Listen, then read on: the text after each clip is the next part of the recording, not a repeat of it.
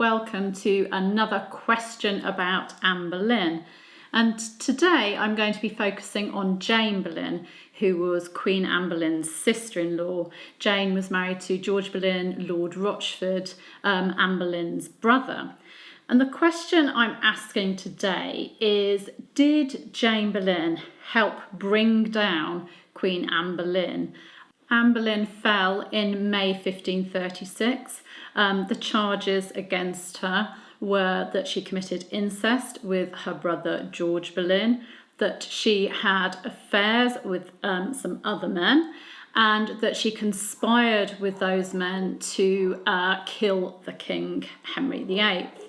So did Jane help bring down Anne? Well, whenever I talk about Jane Boleyn, whenever I talk about or write about Jane Boleyn's execution on the 13th of February 1542, I always get comments. Not a year goes by when I don't get comments saying, oh, well, Jane's execution is karma. She deserved all she got. It's payback for what she did to her husband and to the Queen. Now, the idea that Jane Boleyn had played her part in bringing them down and played a significant part in bringing them down, that she provided false evidence to the Crown, that she stated that George and Anne Boleyn had an incestuous relationship. This idea is very, very prevalent. Now, what is the basis for this idea?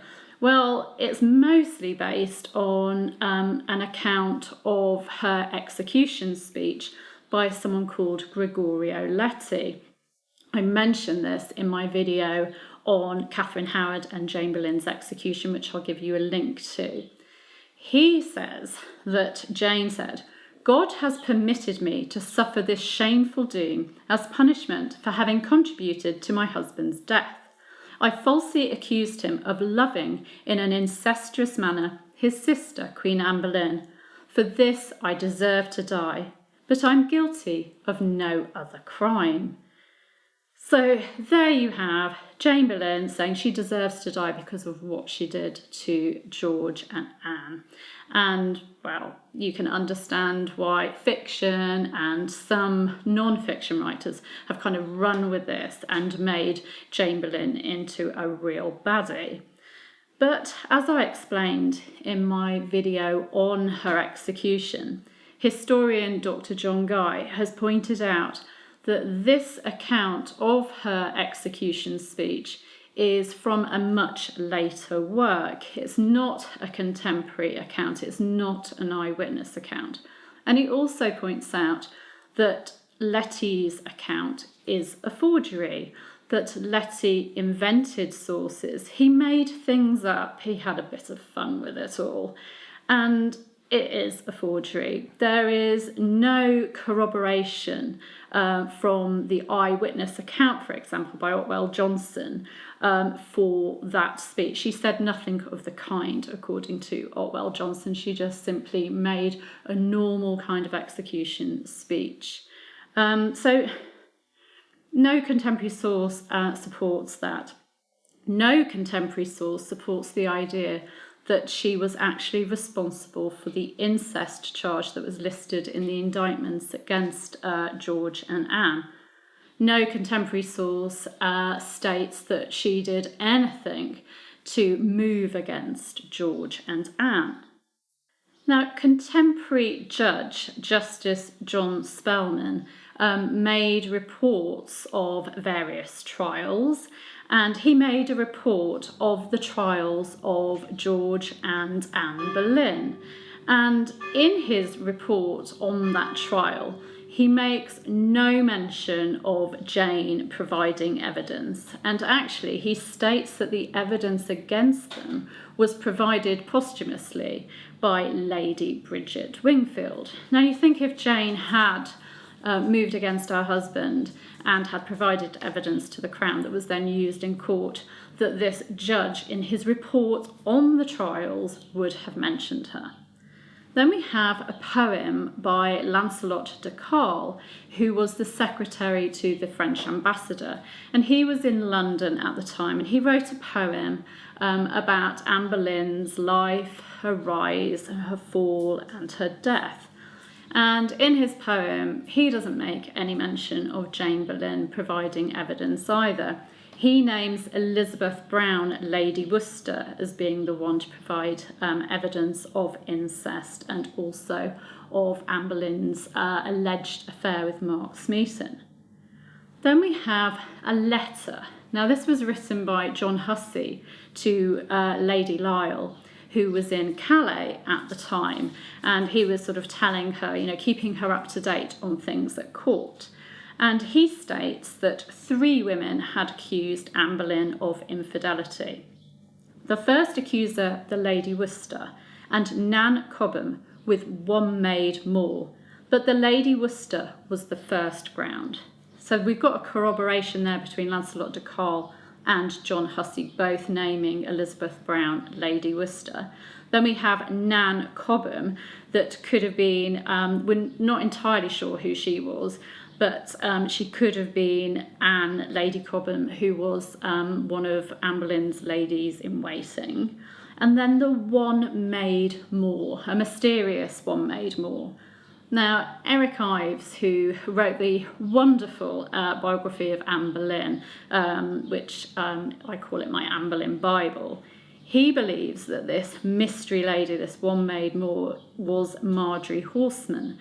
She was a member of Anne Boleyn's household, and he writes about how, in a letter to Sir William Fitzwilliam, Treasurer of the household, Sir Edward Baynton, who was Anne Boleyn's vice-chamberlain, had written about a problem with the case against Anne Boleyn, the problem being that only 1 man, Mark Smeaton, had confessed to sleeping with the Queen. None of the other men had confessed.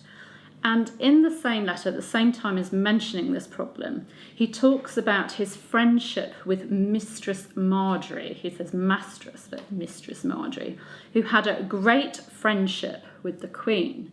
Now, it sounds like Baynton is trying to get around the problem of, no confessions, apart from Mark Smeaton, by grilling, his good friend, the Mistress Marjorie.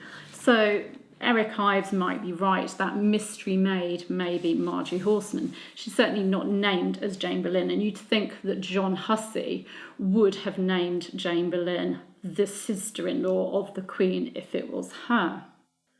Now, good old Eustace Chapuis, the imperial ambassador, is an excellent source for the events of May 1536. In fact, he's a wonderful resource for, Henry VIII's reign, because he sent dispatches to Emperor Charles V and to other ambassadors.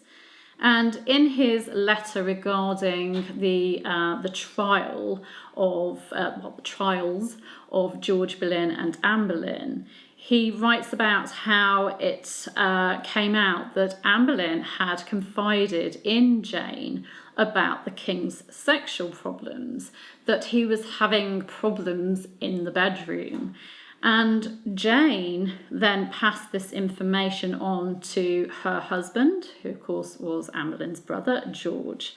And this fact came out at the trial. George Boleyn was passed a note from the Crown about something he was being charged with, and just told to read it. But George actually decided that he wanted everybody there to hear what he was being accused of, and it was the fact that he had talked about the king's sexual problems, sort of mocked the king.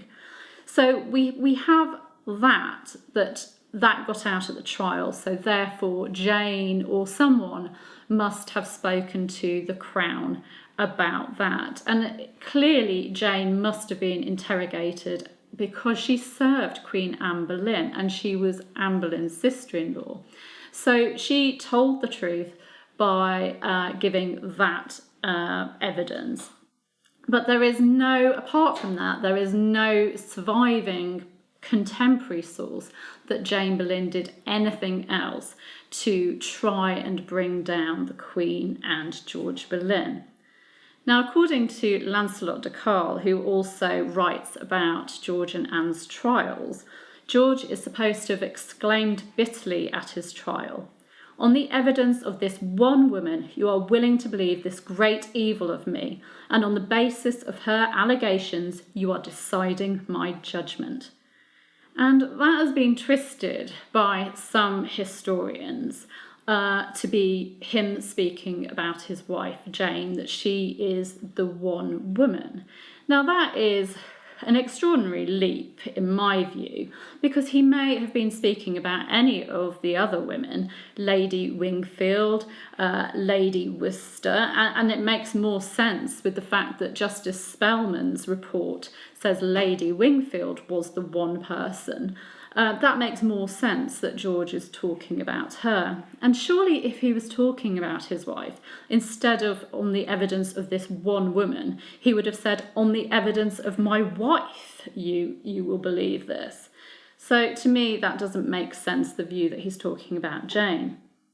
I feel that it would have been a real scandal, some juicy news, juicy gossip, if Jane, the Queen's own sister-in-law, had given evidence against her, that Jane, the wife of the accused, George Boleyn, had provided evidence to the Crown. Surely Chapuis would have mentioned that in his dispatches.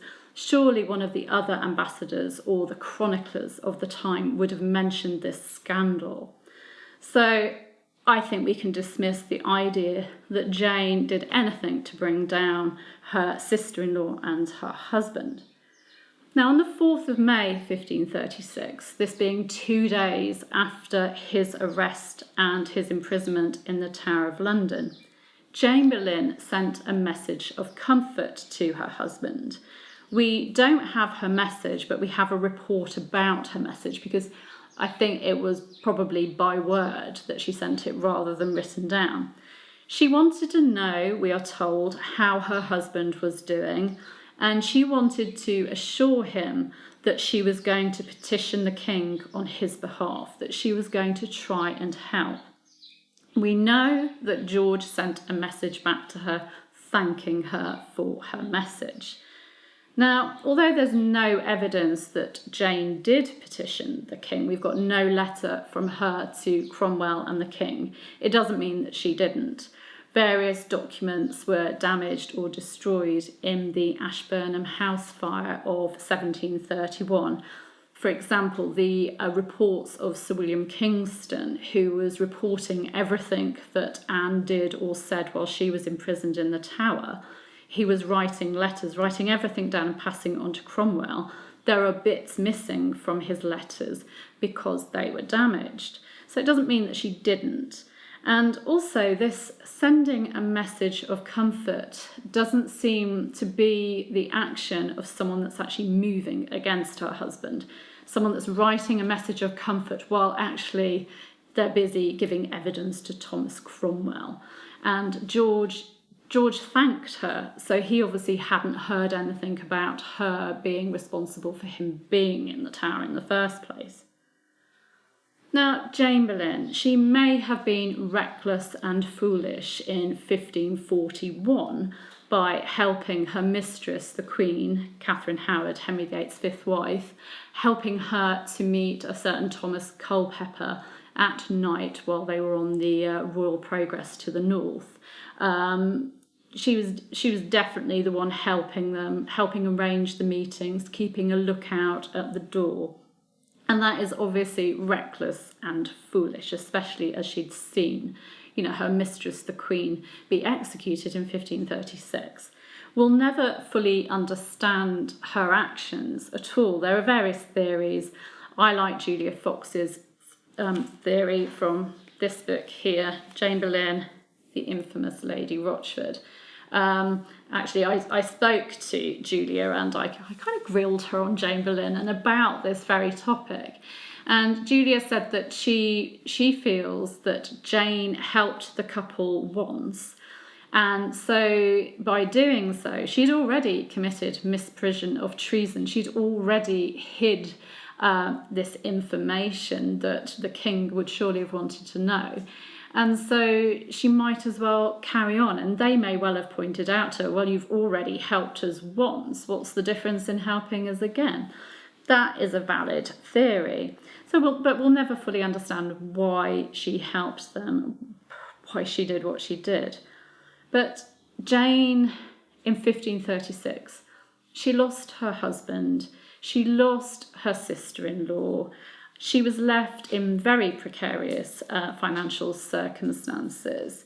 And then in 1542, even though she'd had a mental breakdown, she still was executed for treason. And King Henry VIII even changed the law so that he was allowed to execute a traitor that had shown signs of lunacy. He was that intent on punishing her for what she did to help his wife have her, secret meetings, that he changed the law to kill her. And I think it's time that we start having sympathy for this woman, that we stop treating her with disdain. We stop saying, oh, it's karma, her execution in 1542. And we actually, consider the fact that there are no contemporary sources saying that she tried to bring down George and Anne, and that we actually dismiss that myth once and for all and give her the sympathy she deserves. I would recommend Julia Fox's biography of Jane. It is excellent. For me, it's wonderful because the notes section are just as detailed as the actual book itself. It is a fabulous read, meticulously researched.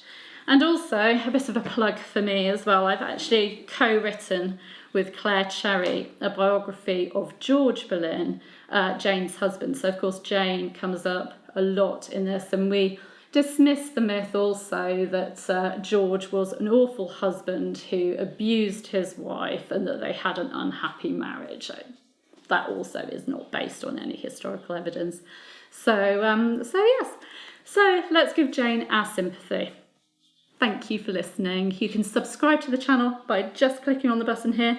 And don't forget that if you want to be notified about new videos that you need to hit the bell as well. Take care. Bye-bye.